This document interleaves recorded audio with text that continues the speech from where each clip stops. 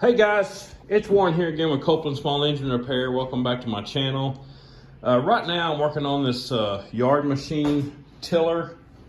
Looks like they drug it out of a barn. It's got two flats, but he just wanted me to get it running. And the carburetor was horrible. He'd already been tinkering with it and he broke two screws off in it that hold the breather on it, and it wasn't worth fixing anyway. It was trash. So I just get online, get on Amazon, order this aftermarket carburetor. They're like $15, $20. And I put it on, and first you make sure you're getting the exact right carburetor, and I put it on. But you know, when you're getting an aftermarket carburetor, sometimes you got to tinker with these things to get them to run right. I mean, you're getting a carburetor for $15, you know, don't get upset if it's not perfect right out of the box. And one thing you can do, when I got this carburetor on here, this thing was surging. And I got fresh gas, new fuel line, full of oil, but it was surging real bad. And I noticed when I would slowly cover the venturi with my finger to see if choking it a little bit, it would make it even out, which would mean it's not getting enough gas. That didn't work, which told me it was getting too much gas. So right away I knew that the jet size in this aftermarket carburetor was wrong.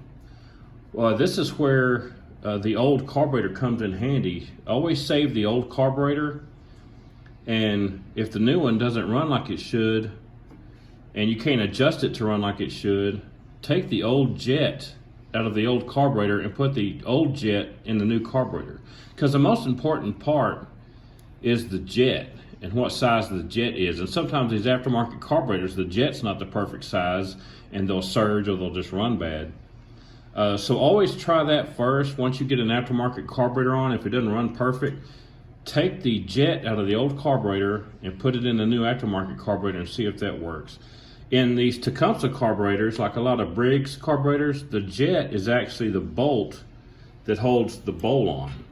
It's got two little holes in the side of it and the hole in the center, and it's actually the jet.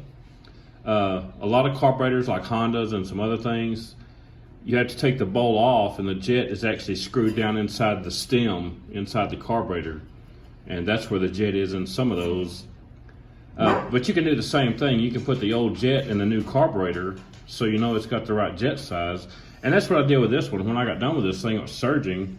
So I took this jet, this is the new one out of the new aftermarket carburetor. I took it out.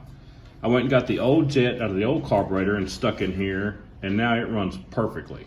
I mean, it just purrs like a kitten, runs really nice and smooth. It's like a brand new machine. But that's my tip for today. If you're going to use aftermarket carburetors on this 4-cycle stuff, keep the old carburetor around till you're done, because you may have to switch out the jet to make it run right. Anyway, that's all I got for you today. Catch me later.